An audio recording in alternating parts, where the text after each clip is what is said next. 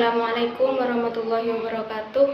Perkenalkan, nama saya Umi Risalah, NIM 204105030006. Saya dari kelompok 1 akan memaparkan materi mengenai tinjauan atas manajemen keuangan syariah. Di sini saya akan membahas mengenai pengertian manajemen keuangan syariah dan fungsi manajemen keuangan syariah. Manajemen sendiri adalah proses perencanaan, pengorganisasian, pengoordinasian, pengontrolan sumber daya untuk mencapai sasaran secara lebih efisien dan efektif. Manajemen ini sendiri dibagi menjadi beberapa bidang kekhususan. Salah satu di antaranya adalah manajemen keuangan syariah. Manajemen keuangan syariah adalah sebuah kegiatan manajerial keuangan untuk mencapai tujuan dengan memperhatikan kesesuaiannya pada prinsip-prinsip syariah. Secara sederhana, manajemen keuangan syariah bisa diartikan sebagai penata kelola keuangan dari sisi cara memperolehnya sampai dengan cara pembelanjaannya, bagaimana dijalankan yang sesuai dengan prinsip-prinsip syariah. Prinsip dasar syariah yang digunakan pada sistem manajemen keuangan ini berdasarkan atas Al-Quran dan As-Sunnah. Oleh karena itu, segala aktivitas keuangan pada sistem manajemen keuangan syariah ini harus dilakukan sebagaimana yang diatur dalam Al-Quran dan As-Sunnah. B. Fungsi manajemen keuangan syariah. Fungsi manajemen keuangan syariah berkaitan dalam pengambilan keputusan keuangan yang meliputi keputusan investasi, keputusan pendanaan, keputusan bagi hasil atau dividen, dan keputusan zakat perusahaan. Keputusan investasi merupakan tindakan yang dilakukan oleh manajer keuangan dalam mengalokasikan sejumlah dana ke dalam bentuk investasi dengan harapan bisa memperoleh keuntungan di masa yang akan datang. Di mana dalam keputusan investasi ini, manajer berhak memutuskan apakah dalam melakukan investasi ini bisa memperoleh keuntungan atau manfaat di masa yang akan datang atau malah sebaliknya. B. Keputusan pendanaan. Keputusan pendanaan adalah keputusan yang berkaitan dengan bagaimana perusahaan mendapatkan dana atau modal. Dalam hal ini, manajer keuangan dituntut untuk mempertimbangkan dan menganalisis sumber-sumber dana yang ekonomis bagi perusahaan.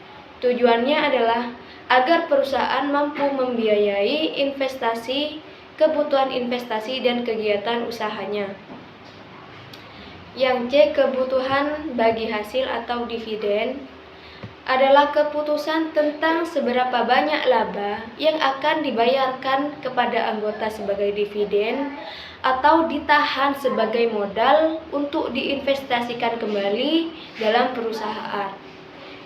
Fungsi yang keempat adalah keputusan zakat perusahaan.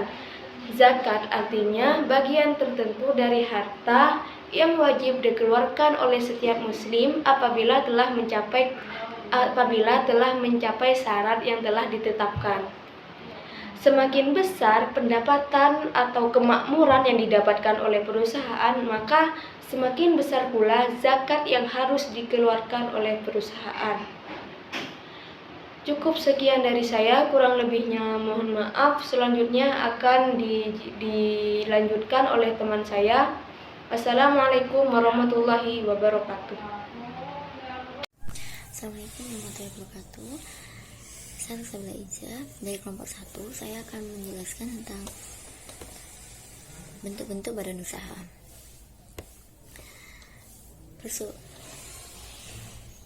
Perusahaan perseorangan. Perusahaan perseorangan merupakan bentuk badan usaha tanpa ada perbedaan pemilikan antara hak milik pribadi dengan hak milik perusahaan. Menurut swasta,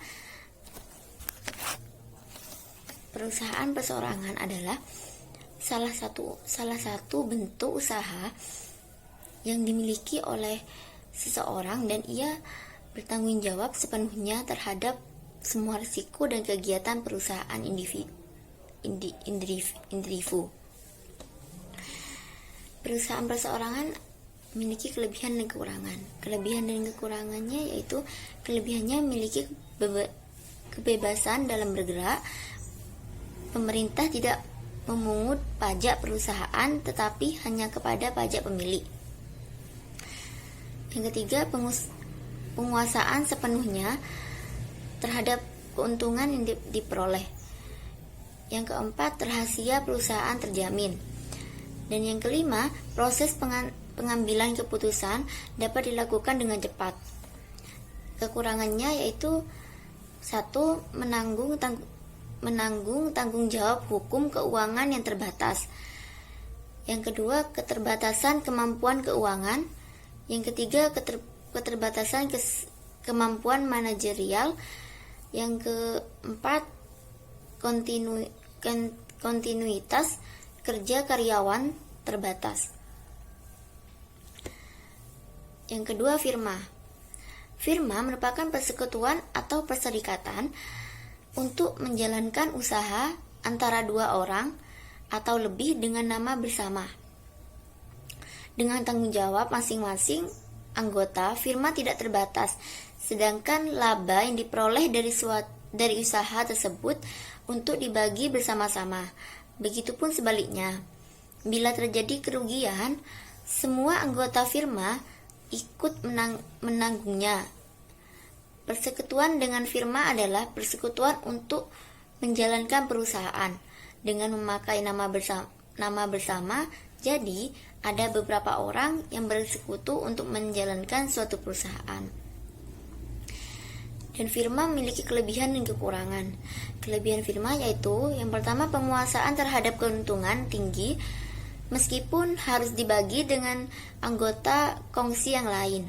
Yang kedua, motivasi usaha yang tinggi meskipun tidak setinggi perusahaan perseorangan.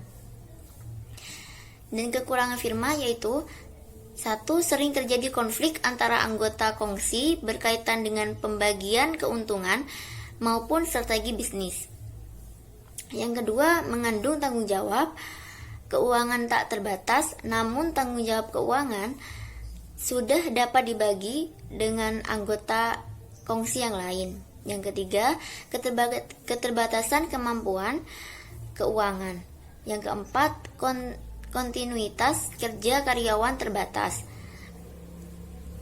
Yang kelima, keterbatasan kemampuan manajerial. Yang ketiga, perserikatan komanditer CV.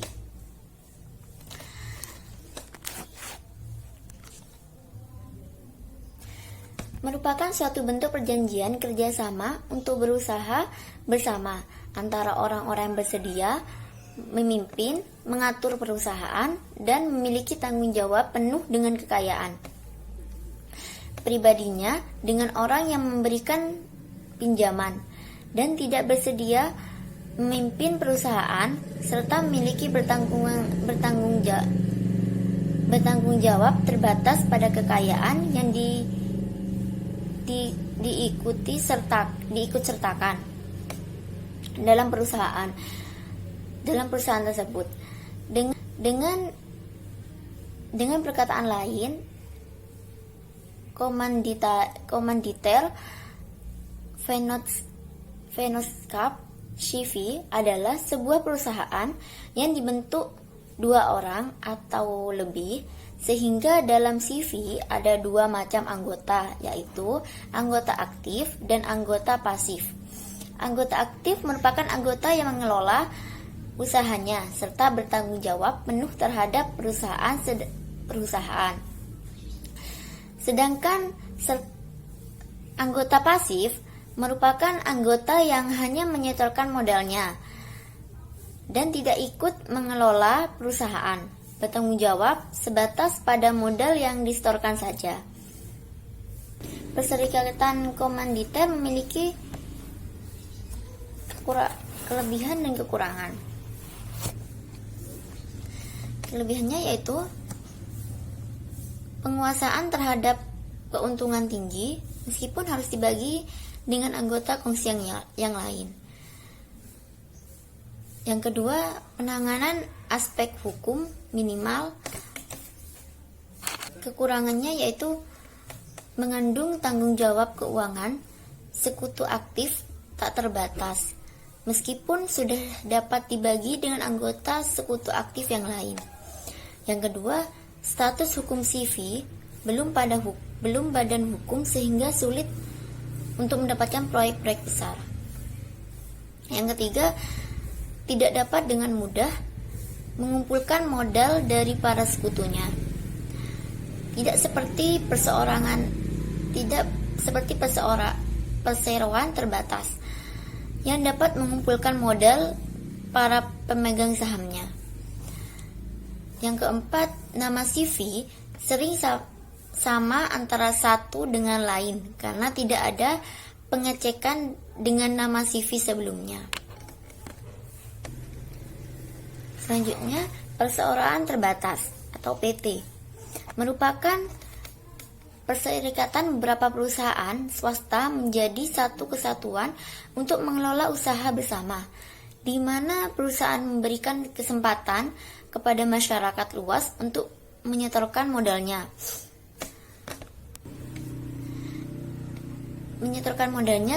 Ke perusahaan dengan cara membeli saham perusahaan. Perseorangan terbatas yang selanjutnya disebut perseroan adalah badan usaha yang didirikan berdasarkan perjanjian melakukan kegiatan usaha dengan modal dasar yang seluruhnya terbagi dalam saham dan memenuhi persyaratan yang ditetapkan dalam undang-undang ini serta peraturan pelaksanaannya. Perseroan terbatas memiliki kelebihan dan kekurangan. Kelebihannya yaitu 1. Memiliki masa hidup yang tidak terbatas. Yang kedua, pemisahan kekayaan dan untung-untung pemilik dengan kekayaan dan untung-untung perusahaan. Yang ketiga, kemampuan keuangan yang sangat besar. Yang keempat, kemampuan manajerial yang tinggi. Yang kelima, kontinuitas kerja karyawan yang panjang. Kekurangannya yaitu 1. Penanganan aspek hukum yang rumit karena dalam pendirian PT memerlukan akta notaris dan izin khusus untuk usaha tertentu.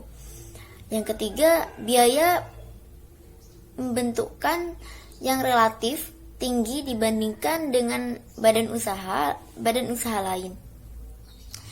Yang keempat, kerahasiaan perusahaan. Kerahasiaan perusahaan kurang terjamin karena setiap aktivitas perusahaan harus dilaporkan dengan pemegang saham. Yayasan menurut Undang-Undang Nomor 16 Tahun 2001 tentang yayasan adalah badan usaha yang terdiri atas kekayaan yang dipisahkan dan diperuntukkan untuk mencapai tujuan tertentu di bidang sosial, keagamaan, dan kemanusiaan yang tidak mempunyai anggota. Berdasarkan undang-undang, ini dilarang dialihkan atau dibagikan secara langsung atau tidak langsung kepada pembina, pengurus, pengawas, karyawan, atau pihak lain yang mempunyai kepentingan terhadap yayasan. Dalam menjalankan kegiatan sehari-hari, yayasan mempunyai organ yang terdiri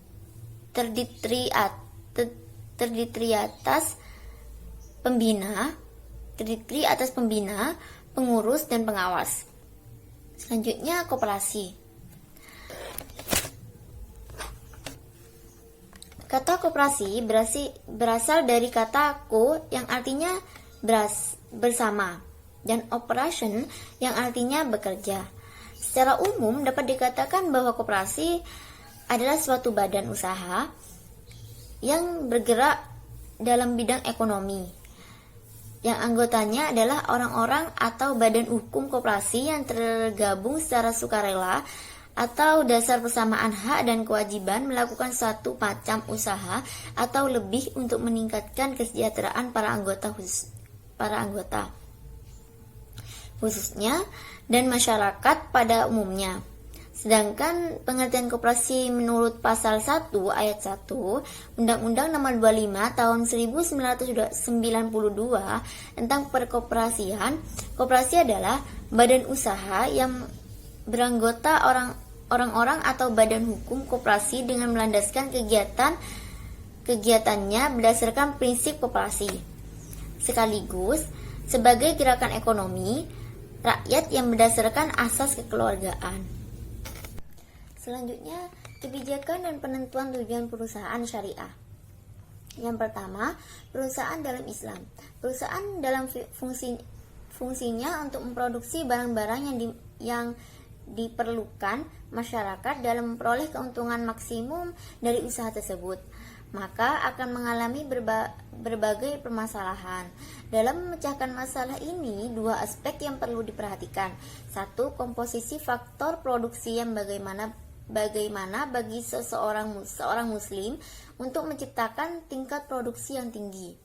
Yang kedua, komposisi faktor produksi yang bagaimana bagi seorang muslim untuk meminimumkan biaya produksi yang dikeluarkan untuk mencapai suatu tingkat produksi tertentu.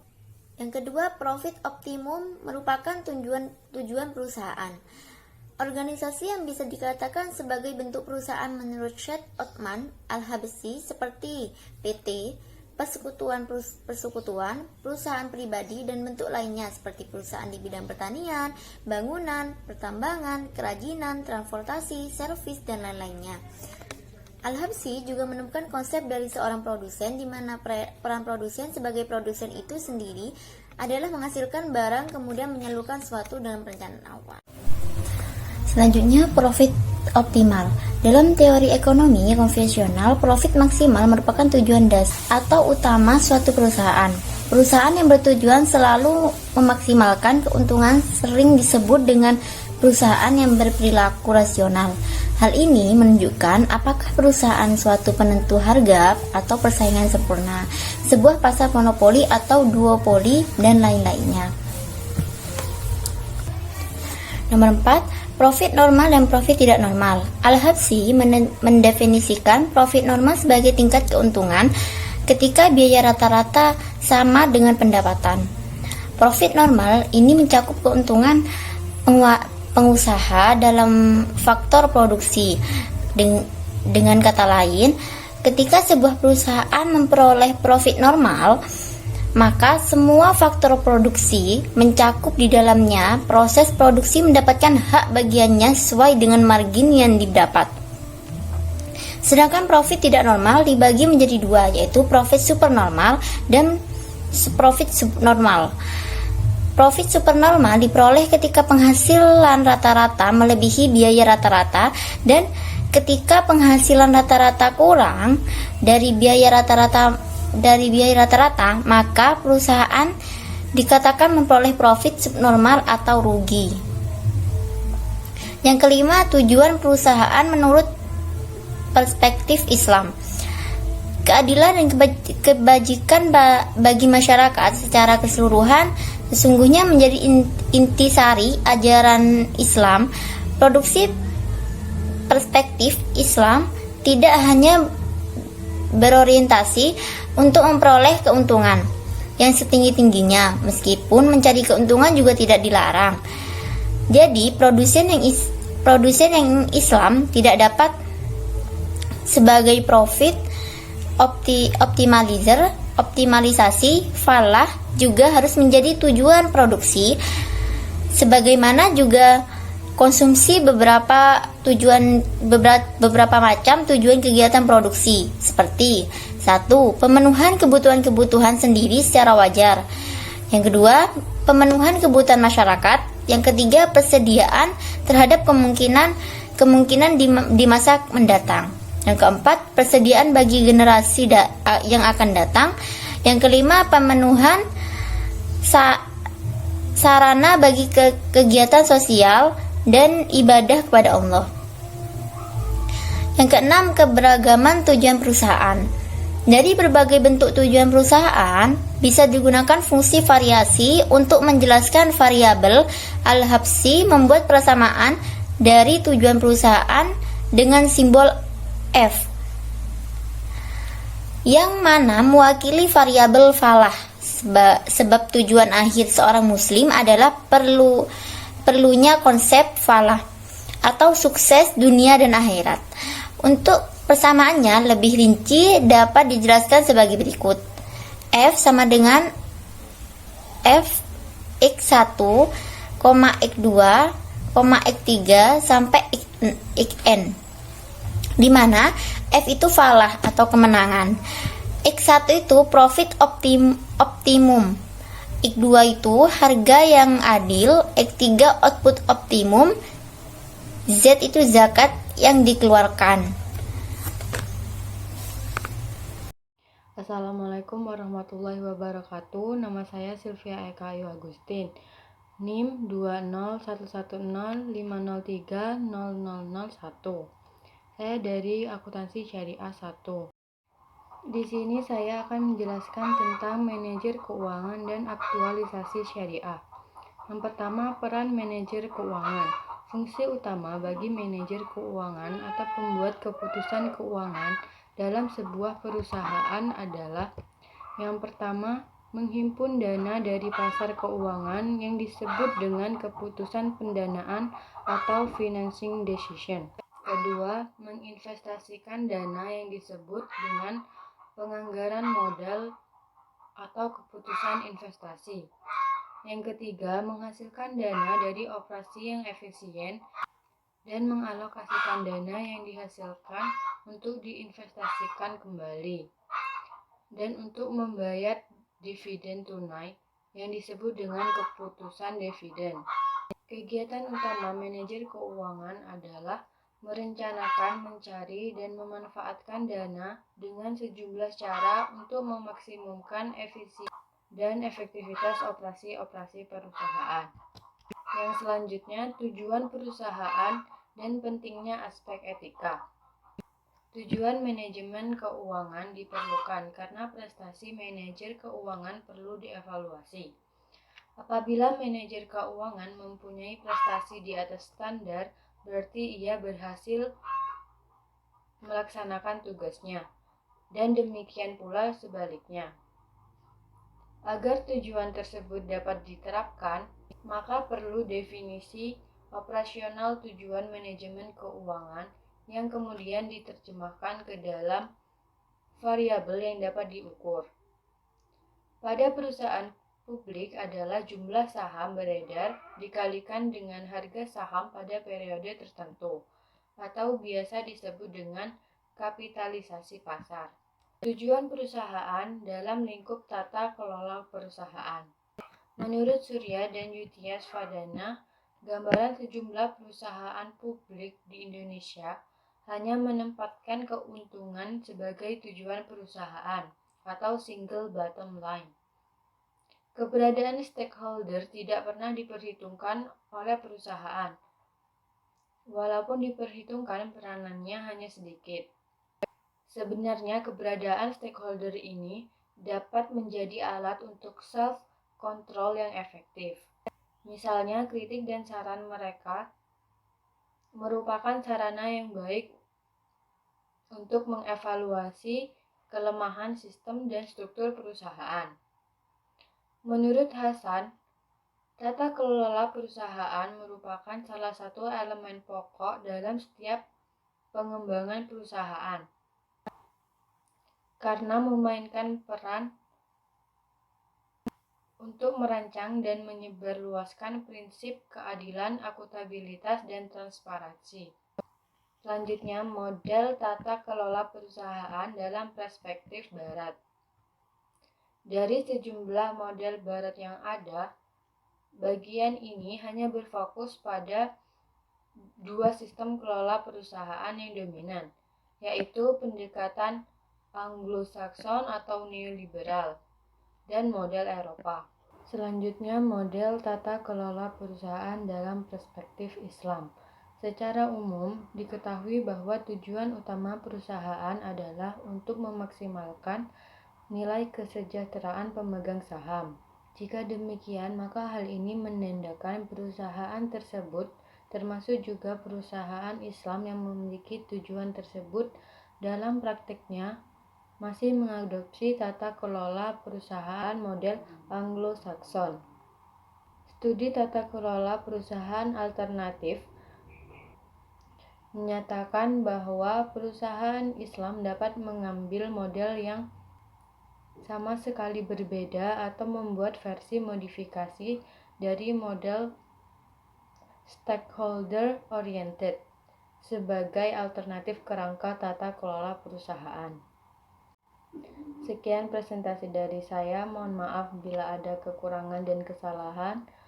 Wassalamualaikum warahmatullahi wabarakatuh.